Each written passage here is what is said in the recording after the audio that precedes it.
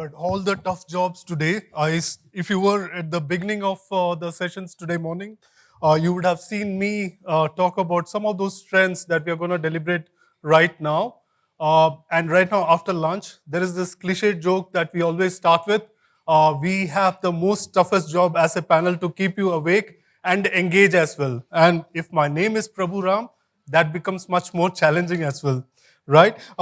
Again, just to kickstart things here, just to give you a recap of what I was telling this morning. There is so much happening now in terms of content creation and consumption.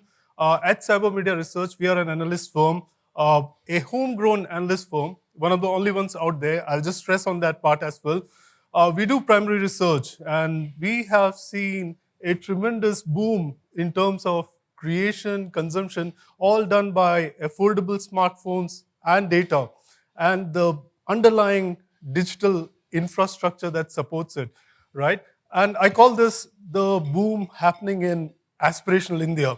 Others would call it tier 3, tier 4 cities and towns. I come from a small town, so I don't love that term. So I use the phrase aspirational India. That's where the next wave of content creation and consumption is happening. More and more content creators are coming online from there.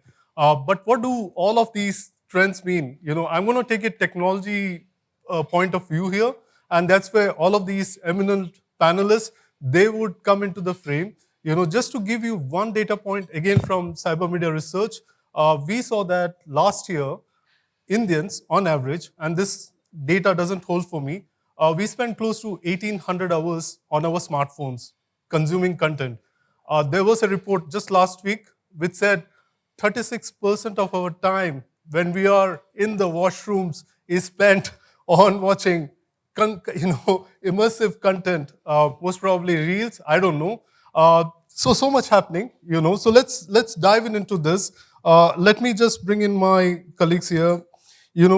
I spoke about all of these trends, right? Again, as an analyst, my role is to just highlight this, talk about this as a storyteller, so to say. But from your point of view, how are you seeing all of this landscape that has evolved over the last 2-3 years? And this is a question open to all. We have a very sharp deadline, I guess. That's what it is. And my role, as always, is that I try to end things before time, just so that we can all go back, relax, and have nice coffee and whatnot. It's a, lunch break is done, so we should be quick and on. So let's keep it crisp and short, but I would love, because all of you have different points of view. So let me start from you. What have you seen over the last 2-3 years, content creation, consumption trends as such? Yeah, see, am I audible? Yep. Yeah.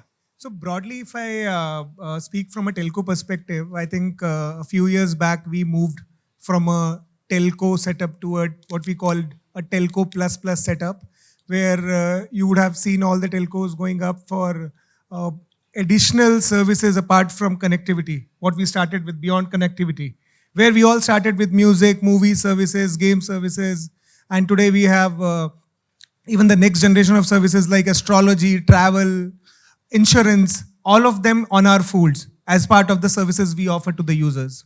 And then is the time when I think we've chosen a path to move from a telco plus plus to a techco as well, and are ready to embrace these new technologies that are coming up and trying to find where we fit in and how we can collaborate and provide those services for our users. So broadly, from a telco perspective, industry perspective, I would say from a telco to a telco plus plus to a techco, and now waiting to see what these new age techs offer us. Yes, sir. Yes, please. Hello. Am I audible at the back? Okay. I think picking up what Prabhu has said, let's first, see how the data is being consumed and how the data is evolved. Since we are looking at, last 3 to 5 years, currently, if I look at, say, last year, the data consumed per person was approximately 22 to 24 GB per person, okay? And our report says that by 2030, it will be, 2028 rather, it will be around more than 60 GB per person. That is a kind of jump which we are expecting to happen, point one. Point two, if we look at how the data is being consumed, the data is being consumed on social apps, in India on social apps, be it, Insta Reels, be it your WhatsApp and so forth. So this is how the data is being consumed. From a smartphone perspective, if the smartphone perspective, if you see, it is currently around 76% kind of a penetration, which is going to go beyond 90%, 95% in the next, 4 to 5 years. If that be the case, then how are we going to cope up with the data? How are we trying to build the pipes which can give the great user experience? Now here, as a telco, our role comes into play. Currently, we are deploying 5G. We have deployed a lot of towers. We have already done the 5G. In most of the urban areas, we are done with, and we are going to the rural areas. So that is the connectivity part. As Himanshu said, beyond connectivity, we are partnering with, we are partnering with other, streaming services and so forth, so that we are able to provide the great user experience to people. Now, let's look at, what are the services which people are using and how this is going to, evolve in the future. Now, with 5G coming in, and when I'm saying 5G, specifically low latency, high data speeds, it is going to open up many fields for us. From education to entertainment to healthcare to agriculture, you name anything and everything is going to undergo dramatic change. And why I'm saying so? Because the kind of, AR, VR, whether we talk about, these are the jargons we are using, but these are no more jargons. Things are happening rapidly. The things are changing. As I was discussing during the lunch break, somebody said, whatever we're seeing this week, probably next week, things are going to be different. And probably that's true. Absolutely true. The AR, VR experience is changing the landscape, is changing the way education system will work in India. Currently, it is changing, but in the next 3 to 5 years, Prabhu, and to the audience, this is going to undergo dramatic change. The way we used to envisage things, we used to study, if somebody is studying about the heart per se, I mean, the 2D picture in a book will not give you any idea how does it work. But if it is a 3D, it's a AR, it's a VR kind of a thing, you will remember, every time you talk about the heart, you will remember how this works. Planets, which we have not seen. We have seen only in the books or maybe in the sci-fi movies. Those planets, suppose somebody says that you're going to Mars and you're experiencing Mars, that is going to change entire thing. The events which have happened, say World War II, how things have happened, probably you can go back and enjoy. That is the immersive experiences which you are going to get through all these technologies. So content is becoming more and more immersive, more and more individualistic. When I'm saying individualistic, that is personalization. It will become very, very personalized. And the kind of human, short span which we are seeing, that the content is further going to be very, very short. The kind of amount which we are spending on Insta Reels, I mean, each one of us would have been using it. That those short span, those Insta Reels are those kind of social media. That is going to happen more and more, and the communities are going to develop around it. There will be huge communities around these only. So that means, what are we going to see? The user will create those contents. User will consume that content. It is no more going to be monopoly of the big ones. So I think for opening, this is good enough. Brilliant. Tushar, let me just change this slightly in a different way. Let's talk about connectivity, right? Connectivity, as it becomes more pervasive, cloud services need to evolve to support all of these infrastructure needs for the content delivery models. So how do you see this trend evolving? What are those thoughts you have? Yep. Thanks, Prabhu. I hope I'm audible. Yep. Yeah. So definitely there is a change of requirement of actually how the content is being consumed and also how the content is being delivered to the different needs of the audiences, right? So in order to actually support that, definitely there is a change in requirement of the infrastructure needs, which as a service providers, be it telecom service providers or cloud service providers, we all need to evolve how we actually support these kind of delivery as well as the content creation. So from the cloud services per se, right, we are more now focused on the edge services to provide low latency capabilities, cloud capabilities, AI and ML capabilities, and even to some extent the generative AI capabilities now, closer to the creation, closer to the user, right? So that we can actually provide those content in a much faster way. Now, as other channels are also being evolved, right? As Dharmender and Himanshu also talked about that the new ways of consuming content are being actually developed. AR, VR, mixed reality, right? And whatnot, right? So these channels also need high power of computational capacity where they are being developed as well as where they are being consumed, right? So this is where with edge services powered by the high-speed connectivity which Dharmender and Himanshu talked about, right? And the low latency cache delivery networks, right? So combination of these three, Yeah. this is where the cloud services have been supporting these kind of evolutions. Got it. Hitesh, if I could bring you in on this, again, businesses are looking to leverage all of these interactive tools and storytelling methods, and there's so much push now to drive engagement as such, right? So the question is, are mechanisms and networks ready to support this wave? Yes, hope I'm audible. Yep. Yes, network are actually today ready. We are building actually a agile, flexible, and a adaptive type of a network. The service providers and obviously the cloud service providers actually have to change rapidly on on the traffic growth requirement that is coming up because of this content creators, right? Yeah. So they have to build a robust and adaptive network to take care of all these requirements. Now, I also echo on Himanshu's thought, right, when he spoke about AR, right? Yeah. A few years back, there was a game, AR-based game, Pokemon Go, Yep. right? And it was actually a disaster because it required a low latency network. And few years ago, we didn't have that. And today with 5G, that is possible. And these content creators can create such kind of a games which can always remain, on the network, which is always connected, right? And if we don't have the right latency, ultra low latency, and the right speed, such kind of games can also give you motion sickness. Absolutely. Yeah. So it's very much necessary that we build such kind of a network. Brilliant. If I could just, again, as I told you, like I'm a storyteller. My job is to just tell stories as an analyst. I echo what most of this, we have heard till now. Again, from my personal experience at home, I have two preteens. Both of them, they spend a lot of time on their smartphones, just like all of your kids would do as such, right? But what's different is they are spending more time now on the metaverse. I thought it was dead, but it's not. So they spend time sitting close together, but then they are glued to their phones and they talk about meeting at the cathedral, eating ice creams and whatnot. I used to think, what's gone wrong here? And then I understood that they are actually playing on this app called Roblox. I don't know how many of you are aware of Roblox. Can we have a show of hands? Yes, brilliant. So those of you at the back, I don't think you're still tuned in. You should,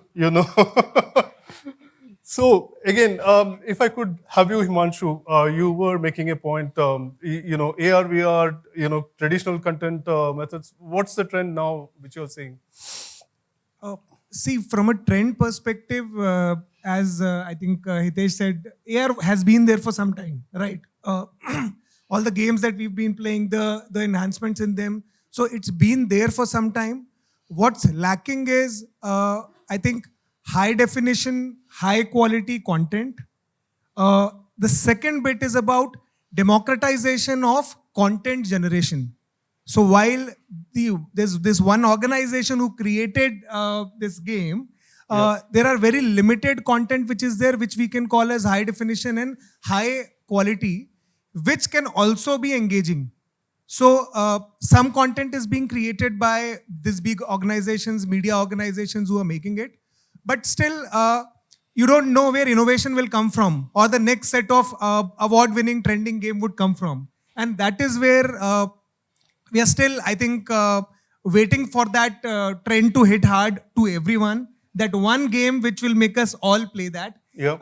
When we interact as an organization, as I said, we launched games as a service 2 years back. We've recently launched cloud games, which is maybe a precursor to AR and VR based games. where you need basically which are high definition and need quick high data speeds and all. But while we see partners coming to us, showing us demos of games. So there are all kinds of games already available where you can play Super Mario just with your facial movements.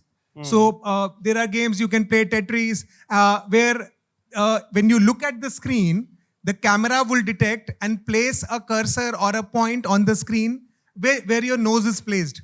So you can just look at screen and you can just rotate or move your face to then manage that puzzle game. So all kinds of such innovations are there. The only point being, which I called the quality is missing, and that customer-facing, customer-engaging part is missing. So once that comes into place, cost efficacies come in, which allow us also to make it monetizable, which ultimately is the aim. Because without the technology being monetizable, there's no future to it, and there will be no adoption to it. So, Absolutely. yes. I have a different Yeah, please. Yeah. I have a different thought on this. I mean, though yes, there are some games which needs to be actually developed to be more immersive, right? But since as a cloud service providers, we do interact with a lot of gaming companies as our customers, right? There are a lot of actually requests coming in, and they're leveraging a lot of new age technologies, including the generative AI, to be more specific, right? Where the ideas are actually coming out that how they are actually making it more immersive. And honestly, within India, it's quite less. I agree, totally agree. But outside India, and specifically to APAC market, right, it's actually going at a very, very fast pace, right? So we've made a foray into cloud games, for example, as I mentioned. Yeah. But we still see money not coming in. So we're still waiting for those. Absolutely. Monetization still takes time because if I talk, let's say about Indian market, right, we are still very, very susceptible to, I would say, skeptical to about spending money on games, right?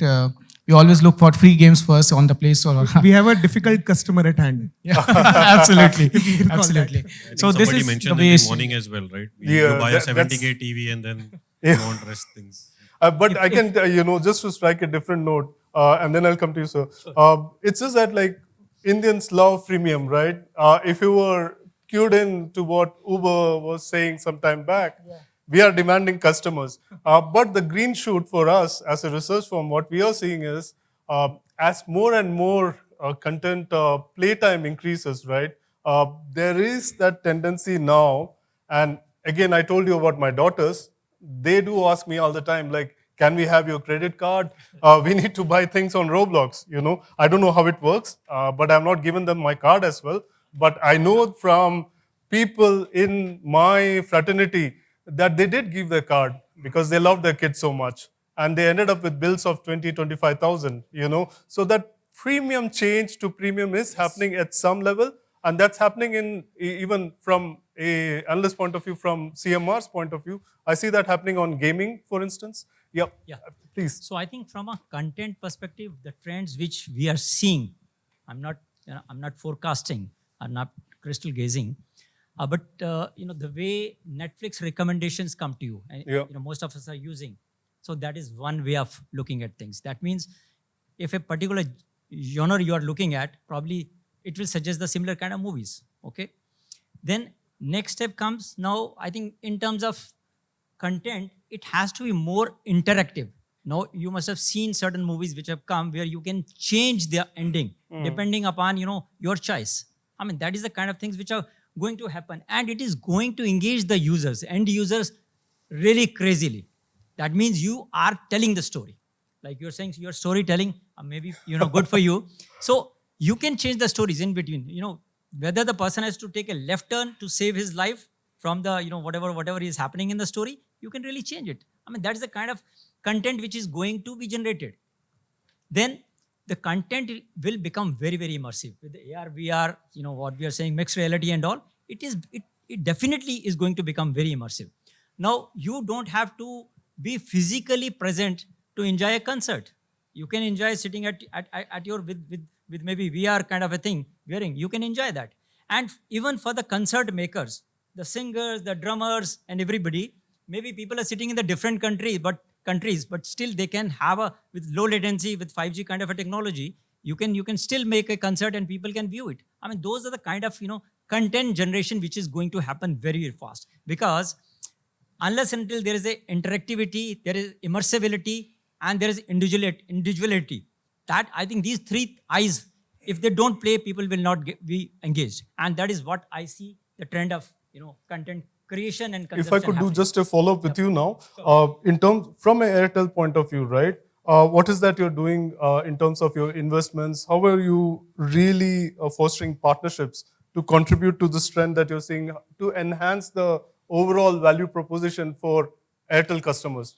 So I think for end user customer, we first of all, we look at, being a connectivity provider, we just need to ensure that, the network is, really fine, the data consumption, the data speeds are really good. And that's why we are investing heavily in 5G. And we have been doing it probably, along with the other operators. India has seen the fastest 5G rollout, across the world. And that is the primary task for us. And as the trend evolves, I think we will definitely participating with the, the likes of, say, Google and others, to see that how the content is generated, how the content is distributed, and we'll ensure that the user experience is enhanced. Yeah. Tushar, if I could come to you just to catch on to that point as such, what is Google doing now in terms of supporting or envisioning this entire partnerships with telcos and so on? Yeah. So as Dharmender mentioned that we are actually providing all those services. Yeah, Okay. sorry. So is it Yeah. better? Okay. As Dharmender rightly mentioned that we are actually partnering with telecom service providers like Airtel and Vodafone and Geos of the world, right? To deliver those capabilities to actually provide the content generation and content consumption capabilities using our AI and ML capabilities. Now, there's another angle where we are collaborating with the telecom service providers is to help them to offer these media services to their customers as well. So telcos are not only the connectivity providers, I guess Dharmender and Himanshu would agree to that. Now we are actually offering, we have become the service providers for these content generation as well. To just taking example of Airtel providing OTT services via Extreme or music services via Wink, right? They are also looking at those platforms to deliver those content to their users in a much high performance way. So we are partnering along both ends, both verticals, where we are helping them to become a service providers on those content, producer of that content, as well as to their customers, where they will provide the connectivity and we'll provide the ad services to facilitate that. Yeah, I think I'll like to revert on this. While these new technologies are coming up and what we need is innovation across different spaces. Yeah. And as I said earlier, this innovation could come from anywhere. So while we are working with top IT companies, exploring use cases and platforms that they have. We are also trying to explore and collaborate with a number of startups and other organizations where we are seeing who are actually catering to these users, who would be our first set of users who will come onto these new technologies. Yeah. Like Prabhu, you mentioned your pre-teen sons enjoying it. My 6-year-old son actually was taught solar system in school with a VR device. Mm-hmm. So he could actually see. So it is actually reality, as you're saying. So, and we were surprised when we saw those photos and all at home. We didn't know it was going to happen, but it was novelty for us as well. So it's part of our lives. It's coming in. And the new generation is, as expected also, is the first customer for these new technologies. And maybe we are the deterrent to monetization. As you said, you're not giving your credit card. So, so I think we are where we are evaluating the pros and cons and the value that those services and experiences are giving us. But it is going to be an experience-based economy. And as the experience gets improved by these new technologies, they will get monetized, and this new generation is going to lap it up. Yeah. Got it. I just want to add one point, a very important point. Himanshu, you mentioned that, yes, there is a very need, how we can actually monetize it. I think in addition to that, very important is how we can actually build a secure governance out of it, right? Very often we have, since we are dealing with these type of enterprises on a day-to-day basis, they often come up that what happens that if the hallucinations happen? what happens to where we are actually going into that immersive world, right? Where anything can happen which is not actually bounded by any regulatory or law. So in other markets, we are framing these kind of laws, frameworks along with, and recently you must have seen AI Act in EMEA went live. Similarly, we are working with Indian governments to actually put those governance layers to it. So it's very important to actually have those security controls and governance. Yeah, I think anyways, Google is playing a big role enabling that ecosystem where even startups are able to have that infra and are able to work on those innovative practices. So. Hitesh, if I could have you now, let's switch gears. Let's talk about content creators themselves, right? What are you doing in terms of enabling all of these individual content creators to thrive in this connected world as such? Yeah, so see, Google, obviously they are the biggest content generator. This is what I believe. And as he said that they partner with service providers and OEM like Ciena's, they provide that connectivity. Yep. And means, see, there are individual content creators as well who actually generate really good contents. And then there are big houses and studios like Google. So I believe what the individual content creators can do, that they can go to a service provider or to a cloud service providers, and let's say they have already generated a content which they want to put onto the network, right? Or let's say they want to go live with their audiences, right? So they can means at that particular moment of time can opt for on-demand services where they would need they would have more bandwidth on demand, and they would need some SLAs or some resiliencies, right? Yep. And see, service providers and cloud service providers are today in the positions to do that. This is one thing that they can do, and this is how they can also monetize themselves, give their viewer a better experience as well, because if they have the right speed, low latencies, and the right resiliencies, they will be always connected with their viewers at all the time. And second thing, I believe they should also opt for some AI-based algos. Either they can do it for themselves, or they can again go to the service providers or the content providers, and the backend connectivity can be provided with the right boxes that provide this ultra low latencies and high terabit of capacities. They can come to OEM like Ciena's. Got you. And if I could have all of you chime in, like we had some references to generative AI from you. You spoke about AI, Dharmender as well. Like if you were to look at it, how do you see this trend shaping up? Our research suggests that generative AI is going to play a big role in empowering content creators, the ones that I spoke about from Aspirational India, and it's already doing for us in terms of Netflix or whichever other platform we are watching, in shaping our recommendations. So if I can have all of you talk more about, what's your short to long-term view on this? See, from a generative AI is something I think last 2 months it's been on everyone's lips, and I think we've been talking about it. Just last week we had a session with Adobe where they gave us a demo about how they've integrated a generative AI platform in the Adobe suite.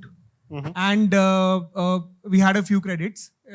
Credits were given to us, and when our design team explored that, it seemed like a miracle.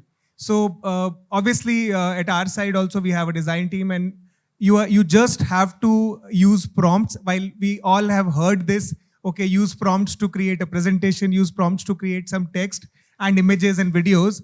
But to be able to use that prompt to create images which we are anyways otherwise getting done from agencies or from our designers seems like a miracle come true. Mm-hmm. And there are immediate discussions which start saying, okay, how do we monetize it? How do we pivot? How do we start using it? So we've had that aha moment last week where we've actually seen it on our devices. Yeah. Otherwise, you see it on demos at conferences and everywhere. We've seen that last week, and our design team, our design head is currently working on how do we actually save cost? How do we actually use it? It does mean a lot of changes from a long-term perspective. Yeah. In terms of people, processes, impact on those. But yes, at least we've got that aha moment last week for us. So Yeah, yes. Tushar. Oh, sir, Dharmender, please. I thought- Sorry. So I just actually want to cite a recent example which we had for one of the company who is actually into story creation, right? They came up with a very unique proposition that we have a lot of story writers and we want to actually build what Dharmender mentioned about immersive experience for our readers. So how the Gen AI played actually a role there, right? I can actually talk about different components of that pieces, of that overall architecture. One is that if the story is actually writing, I think as consumers, right, we follow a 15-second rule. If within 15 seconds that content is interesting to me, I will actually spend more time on that. Otherwise, I will move on to another content. Right? This is on which platform are you talking about? This is- Instagram Reel or something No, this else? is for the story. Story as Yes. So story, the actual. You connect to the emotions, right? Yes. So if you connect to the emotions of the user, then obviously they Yeah. I mean, not only the video, right? So Okay, overall. Okay. only on the story, right? Yeah, Now, the second step would be that if I'm actually providing text, how it can actually using the Gen AI capabilities to actually provide a video out of it. Now, interestingly, that customer came up with a unique requirement where they wanted that to story to be transformed using the large language models of generative AI to be more interesting, to more creative, right? Where they will definitely train basis on what they have already done in the past, what they have seen that yes, the users are or the readers are liking these kind of stories, and when a new story comes, it should be actually tailored to modify as per the user's personalization or the reader's personalization, as you mentioned. The second is that how a big story can be summarized to provide a plot or the content summary in a few words so that it can be easily consumed. And the third is how it can be more interactive, where it leaves the audience a question so that they can be more interactive to that, responsive to that company. And the last but not the least, they also ask about, Tushar, can we actually provide the sentiment analysis, right? That how these stories, how the readers are reacting to these kind of stories, right? Okay. So leveraging not only generative AI, and this is, I just want to actually make everything, this thing very, very clear to the audience.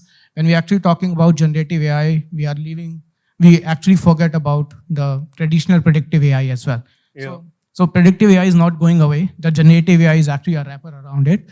So using the predictive AI, they want to actually do the sentiment analysis of that, whether this story will become a hit for the readers or not. Got it. So a lot of interesting use cases are actually coming for generative AI in terms of content generation. And the second step they will actually follow is, as I mentioned, how these stories can come up or translated into a comic book or a video, so that it will be for readers, it will be very, very interesting to read and consume the content. Dharmender? Yeah. In fact, more than, he has already explained about generative AI, so I'll not spend too much of time onto that because it is going to touch everybody's life. Yes. So everything probably will get changed or will have a significant impact because of, whatever we are saying, ChatGPT or, AI and all, okay? The way we look at art, the way we produce art, the way we, probably we perceive things are going to change. And this is going to change very rapidly. Maybe, faster than we are thinking. Now, I'll just spend a minute onto, saying how is generative AI or AI per se in the connected world, how it is going to impact. Now, more and more, the world is going to be more and more connected. As somebody said, say 20 years back, the world is flat. Probably, the world is within a room now. This is how I can say. It's a very connected world. Everything what we are seeing, probably, which moves will have a sensor going forward. When it is going to be with some sensor, and then, the data is being flown. When the data is flowing, whether it is your Fitbit or whether it is Apple Watch, if the data is being fed, that means you will get more and more, whether it is through generative AI model or whatever, but you will get the recommendations, whether it is for your health, the way you are viewing a TV, the way you are, doing all those things, and whatever the, you have given the permissions that this is the kind of data which you are going to share. Basis those all the kind of recommendations are going to come to you. That is what AI is. So that means what we are seeing. We are seeing the way we live, the way we eat, the way we walk and talk probably is going to undergo a change, maybe 3 or 5 years down the line. That is what I can foresee. Actually, this they mentioned majority of the things which are good with AI, right? But there are many. Yeah. So today only I was reading an article whereby only a 3 second of your voice, with that they can generate means a sentence or a paragraph or a voice note with a lot of emotions, as if you're crying or something like that, Yeah. which would actually 85. It will match 85% of your voice, and people are being duped as well for that. So we need to be ready for that too, actually. I mean, so it's going to be the way I look at it. We are right on time. 3 minutes left. I would like to, as I said, I would like to wrap up early, but we do have some time for questions. Can we have the mic here?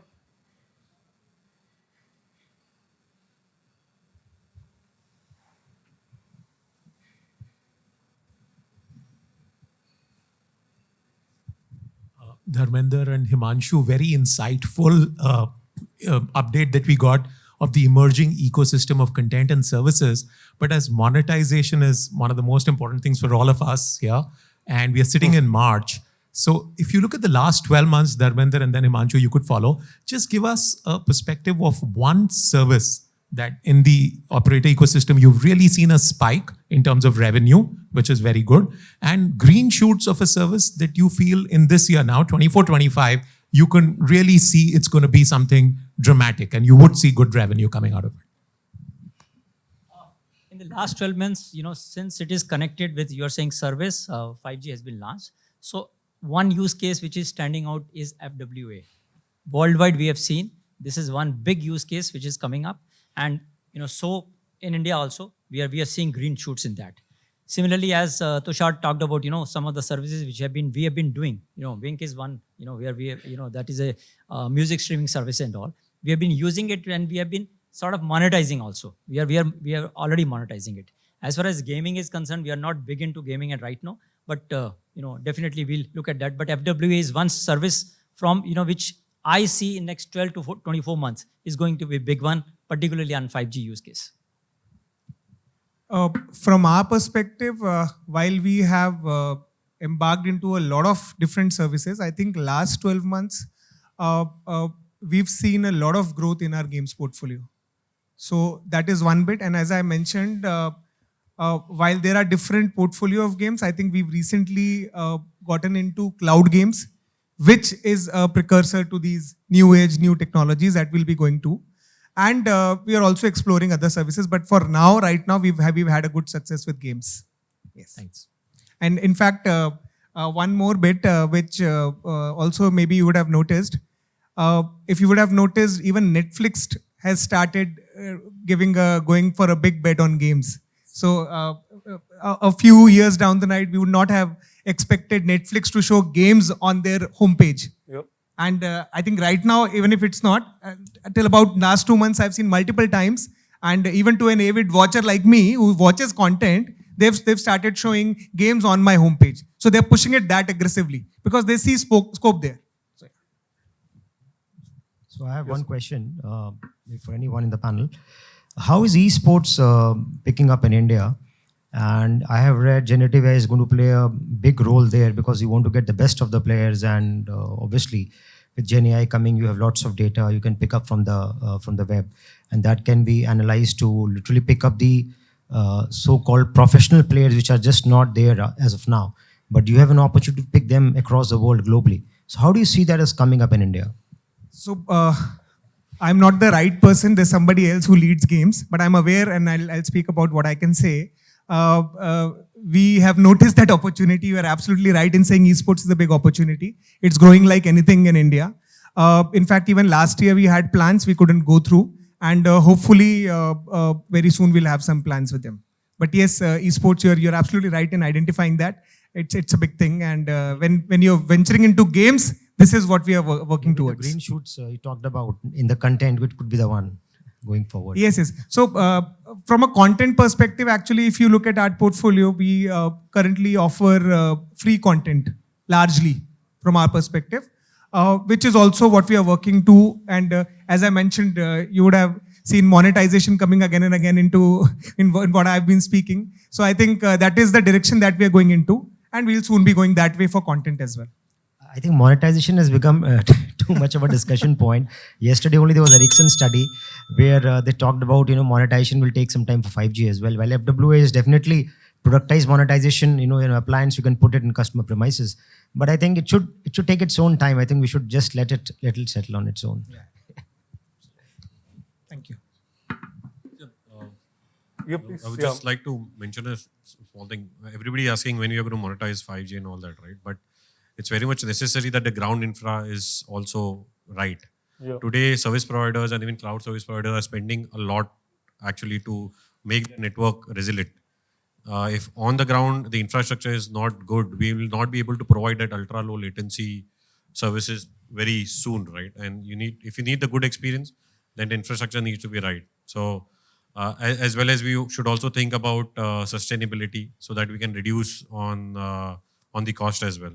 And I would just like to mention one thing. In the morning, Mr. Pankaj mentioned, right, that the equipment providers should think of going on a smaller nanometer chipset, right? So I would just like to mention something on that they have already. Today as Ciena, as on date, we have a 7 nanometer chipset that we use in our equipment on the WaveLogic technology. And pretty soon, by the end of this year, we will have a 3 nanometer as well, which we are using on the iPhone, on the WaveLogic technology only. So that is how we try to reduce our cost. In turn, we can pass it on to the service providers, cloud service providers as well. But still, I believe the fiber infrastructure needs to improve in our country. Then only we'll be able to really monetize on 5G actually. Well, on that note, thank you so much, gentlemen. Check. Thank you so much, gentlemen.